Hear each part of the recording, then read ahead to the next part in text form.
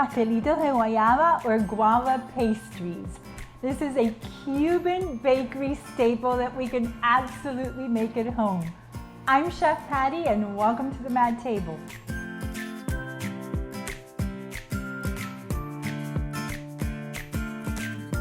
So who knew that you could make these delicious guava pastries at home?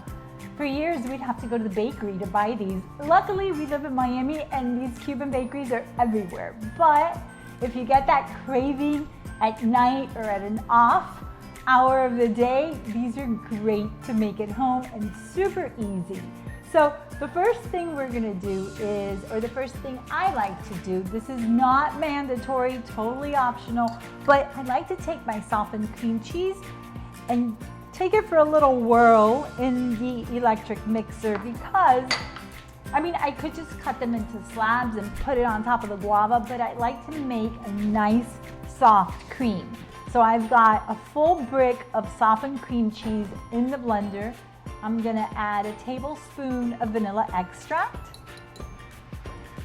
about a tablespoon of powdered sugar. Again, this is optional, and a little pinch of salt. So I love how the salt balances out the sweetness. Now we're gonna blend this for a few minutes. So this is what we're looking for. We want the cream cheese to be nice and creamy and fluffy. So now it's time to work with our puff pastry sheet. You're gonna use both sheets that come in one box. So I'm gonna roll these out just a little bit, not much. And I like to roll them out right next to each other so I can have a guide as to size. Now we want to cut them into 9 squares. And they don't all have to be exactly the same size because once they're filled, I'll go back and trim them. So I have my guava all sliced up, and you can buy any guava paste. Some have the jelly in the middle, that's fine. We're gonna take our guava slices and place them directly on our pastry squares. A little chunky, because I want my pastelito to be really filled with guava and cream cheese. So now it's time to add the whipped cream cheese over the guava. This is what I meant earlier when I was saying that it's so much better if you can to fluff it up, because it's nice and creamy. Now we're gonna cover these up. Don't worry if it's not the same size.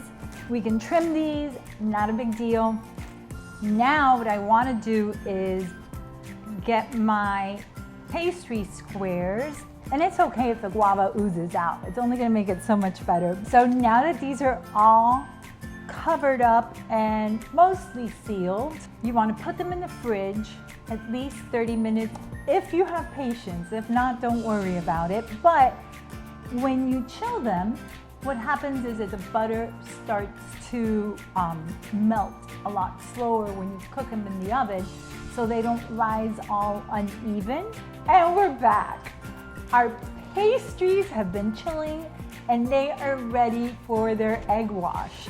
So before I add the egg wash, I always like to create some slits on top, and this is for ventilation. So I have an egg that I'm whisking with a couple of tablespoons of water.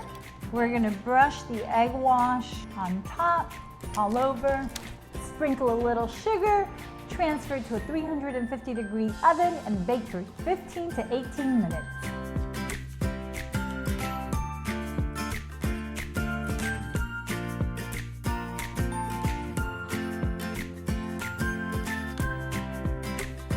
I hope you've enjoyed our Pastelito de Guayaba or Guava Pastry video. If you did, make sure to hit the subscribe button next to the bell, or if you have any comments or questions, share them below. See you soon.